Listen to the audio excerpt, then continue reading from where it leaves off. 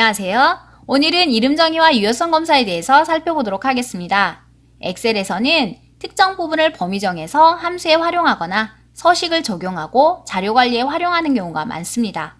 그런데 자료의 개수가 매우 많거나 이 범위를 자주 사용한다면 매번 범위 정하기가 힘들고 시간을 많이 소요하게 됩니다.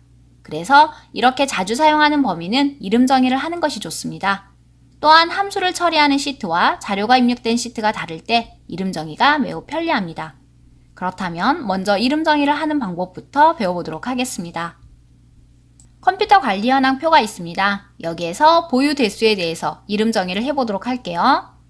이름 정의를 하려면 먼저 범위 정을 합니다. 드래그를 할 수도 있지만 단축키를 사용해 볼게요. 첫 번째 자료를 클릭하고 컨트롤 쉬프트를 누르고 아래로 가는 화살표를 누릅니다. 그리고 이름 상자에서 클릭하고 이름을 입력합니다. 그리고 엔터를 누릅니다. 이때 엔터를 누르지 않으면 이름 정의가 되지 않습니다. 꼭 기억하세요. 자, 이제 이름을 사용해 보도록 하겠습니다. 먼저 이름 상자에 이름을 입력하고 엔터를 누르면 바로 그 부분이 범위 정됩니다. 또 하나 계산할 때 자동 합계를 누르고 이름을 입력하고 엔터를 누르면 직접 드래그하지 않아도 그 범위에 해당하는 자료의 합계가 바로 계산이 되었습니다. 이번에는 다른 시트로 가볼게요. 다른 시트에서 자동 합계를 누르고 이름을 입력하고 엔터를 누르면 이렇게 간단하게 합계가 계산되었습니다. 특히 자료가 입력된 시트와 계산하는 시트가 다를 때 실수가 상당히 많습니다. 그래서 이렇게 자료가 다른 시트에 있을 때는 꼭 이름 정의를 활용하셔야 합니다.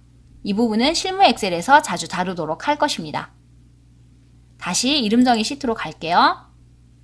그런데 표 안의 모든 자료에 대해서 일일이 이름 정의를 하려면 너무 불편합니다. 그리고 시간도 걸리겠지요. 그래서 엑셀이 자동으로 해주는 기능을 한번 배워보도록 하겠습니다. 표의 모든 자료에 대해서 자동으로 이름 정의를 하려면 표를 클릭하고 컨트롤 A를 누릅니다. 그리고 수식 탭을 클릭합니다. 선택 영역에서 만들기를 클릭합니다. 단축키는 컨트롤 쉬프트 F3입니다. 클릭을 하고 왼쪽 열을 해제합니다. 첫 행이라는 것은 해당 열에 있는 자료의 이름을 첫 번째 제목으로 사용한다는 것입니다. 그래서 이 부분은 제조사, 이 부분은 일일요금이라는 이름으로 자동 정의됩니다. 왼쪽 열이라는 것은 같은 행에 있는 자료의 이름을 바로 이 첫 번째, 이 A열에 있는 자료로 사용한다는 것입니다. 하지만 같은 행에 있는 자료들은 자료의 형식이 달라서 함께 사용하는 일이 거의 없습니다. 그래서 왼쪽 열은 대부분 해제합니다. 확인을 누르면 이름 정의가 실행되었습니다. 자, 그러면 정의된 이름을 확인해 보도록 할게요. 이름 관리자를 클릭합니다. 이렇게 5개의 범위에 대해서 이름 정의된 것을 알 수 있습니다.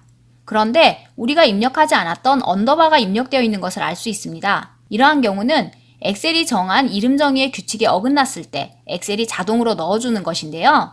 첫 번째 규칙은 일단 이름 정의를 할 때 숫자로 시작할 수 없다는 것입니다. 그래서 숫자로 시작하는 이름은 자동으로 언더바를 넣어줍니다. 그리고 띄어쓰기를 할 수 없고 Alt 엔터도 표현할 수 없습니다. 그래서 Alt 엔터로 표현된 부분은 이렇게 언더바가 들어가 있습니다. 그런데 이 이름을 직접 사용하려면 너무 불편합니다. 그래서 편집을 이용해서 이름을 바꿔주는 것이 좋습니다. 편집을 클릭하고 새로운 이름을 입력하고 엔터를 누릅니다. 마찬가지로 평균 대여일도 클릭하고 편집을 누르고 입력하고 엔터를 누릅니다. 이렇게 해서 언더바를 제거하고 사용하기 편한 이름으로 변경을 해주었습니다. 이렇게 해서 닫기를 누르면 이제 이 자료들의 범위를 쉽게 다른 시트에서 활용할 수 있게 되었습니다. 만약 여기에서 이미 정의된 이름을 삭제하고 싶다면 이름 관리자에서 삭제할 이름을 클릭하고 삭제를 누릅니다. 확인을 누르면 범위가 삭제되었습니다. 닫기를 누르면 이렇게 이름 정의가 되지 않았기 때문에 이제 보유 대수에 대한 합계를 계산할 수 없다고 오류가 발생됩니다. 이 오류가 발생하지 않게 하려면 다시 범위 정하고 이름을 정의해주면 됩니다.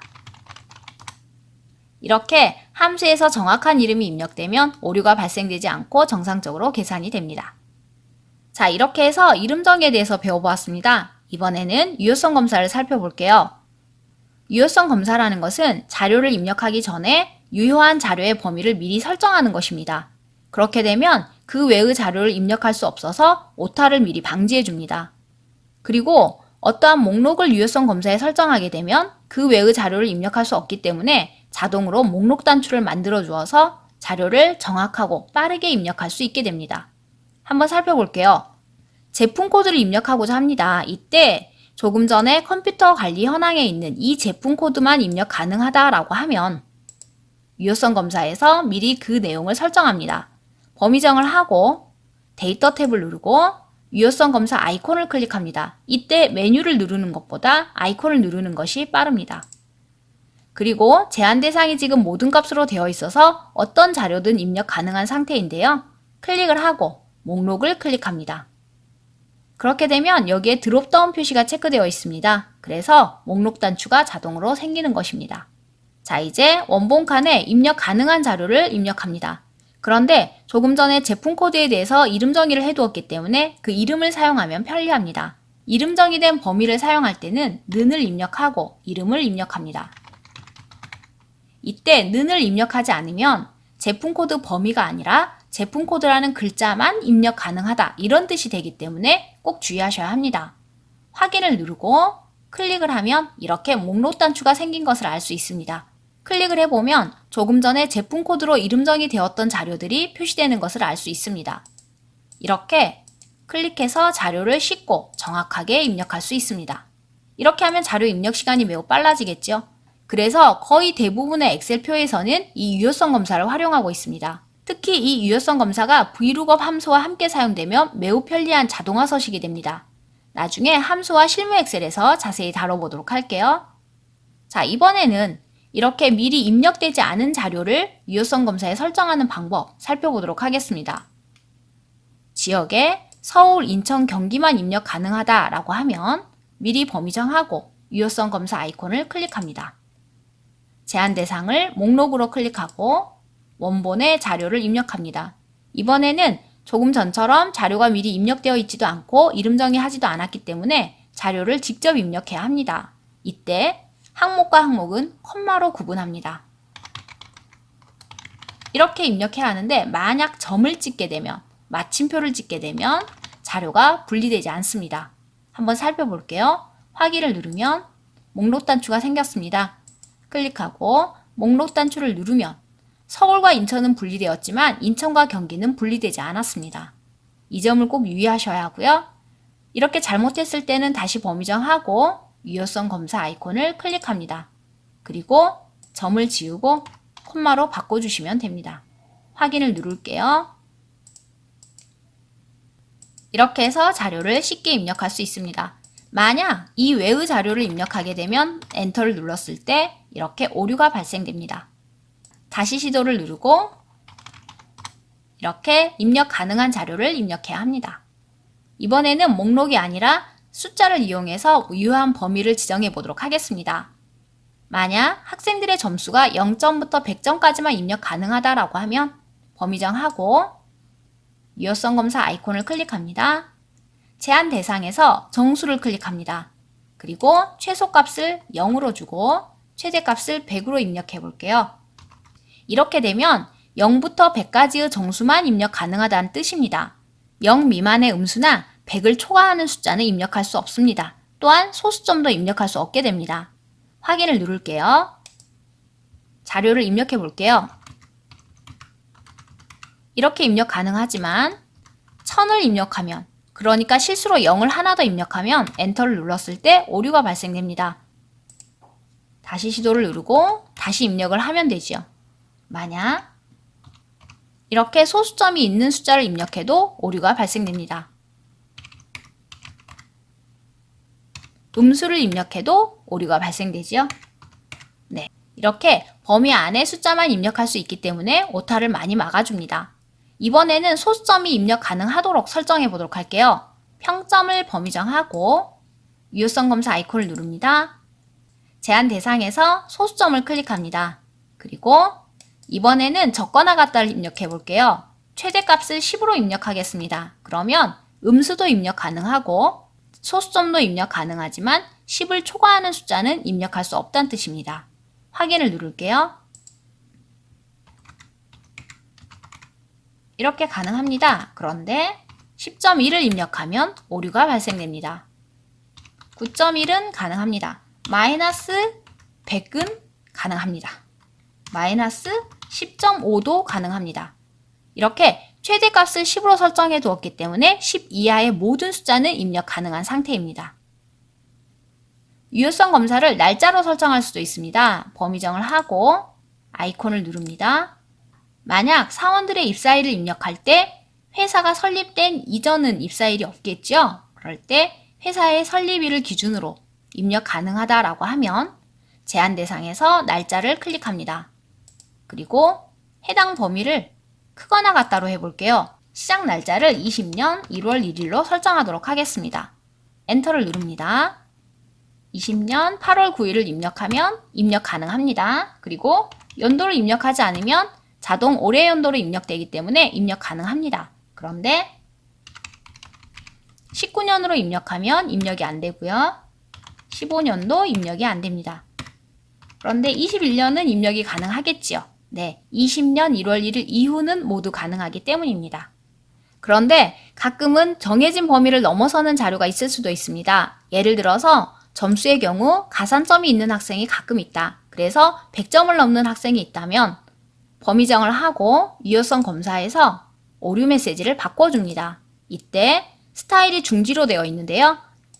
중지를 클릭하고 경고로 바꿉니다. 그리고 입력하는 사람의 이해를 돕기 위해서 오류 메시지를 입력해주면 더 좋습니다.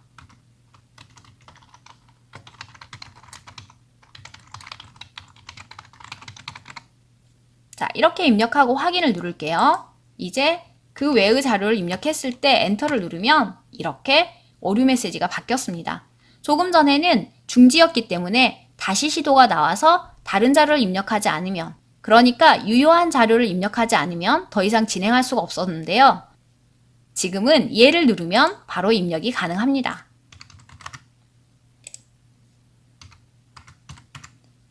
이렇게 유효성 검사에서 오류 메시지를 바꾸는 것은 이러한 경우가 흔치 않기 때문입니다. 그렇다고 해서 아예 유효한 범위를 120, 150으로 이렇게 넓혀버리면 더 많은 오류가 있을 수 있기 때문에 이렇게 가끔 자료가 범위를 넘어설 때는 이렇게 오류 메시지를 변경하시는 것이 좋습니다. 그런데 또 하나 기억하실 것은 유효성 검사에 대해서 뭔가 수정을 하고자 할 때 기준이 다른 유효성 검사 범위를 함께 지정해서는 안 된다는 것입니다. 지금 현재 0부터 100점까지인 점수와 소수점으로서 10 이하인 평점, 이 두 개의 기준을 가진 범위를 함께 범위정하고 유효성 검사를 클릭하면 이렇게 현재 설정을 해제하고 계속하시겠습니까? 라고 묻게 됩니다. 이때 만약 확인을 해버리면 두 자료의 유효성 검사가 사라지고 제한 대상이 모든 값으로 바뀌어버립니다. 확인을 누르면 이제 아무리 큰 자료도 입력할 수 있게 되었습니다. 자, 그래서 서로 다른 기준의 유효성 검사 범위를 함께 지정하고 유효성 검사 아이콘을 누르면 절대 안 된다는 점 꼭 기억하시고요. 만약 유효성 검사를 아예 해제하고 싶다면 범위정하고 유효성 검사 아이콘을 누르고 모두 지우기를 클릭하시면 됩니다. 그러면 그 외의 자료도 이제 입력할 수 있게 됩니다. 자, 이렇게 해서 이름 정의와 유효성 검사에 대해서 살펴보았습니다.